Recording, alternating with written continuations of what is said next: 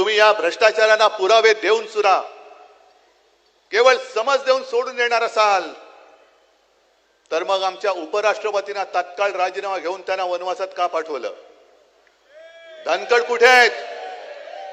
जगदीश धनखड अजून नुसतं ऐकलंय, राजीनामा का घेतला त्यांचा, त्यांनी राजीनामा का दिला, कारणच नाही समोर आलेलं.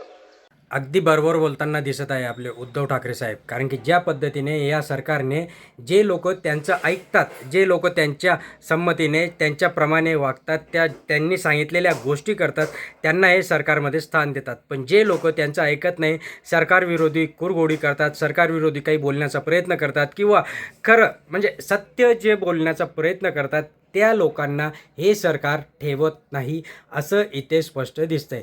जे काही जगदीप धनगड यांचं जर तुम्ही आधीचे व्हिडिओ बघितले तर अतिशय लाचारवाणी पद्धतीने ते नरेंद्र मोदींसमोर, स्वतः उपराष्ट्रपती असून पंतप्रधानांसमोर ते असे वाकायचे, झुकायचे, त्यांना सलाम करायचे. आणि नंतर आता कुठंतरी त्यांना ती जाणीव झाली असेल जगदीप धनगडांना की आपलं काहीतरी चुकतंय आणि या चुकल्यामुळे त्यांनी काहीतरी ठोस पावलं उचलले असेल किंवा त्यांनी काहीतरी गोष्टींना नकार दिला असेल सह्या करण्यासाठी किंवा दुसऱ्या काही असतील, त्यावेळेस तडकाफडकी त्यांचा राजीनामा घेण्यात आलेला आहे.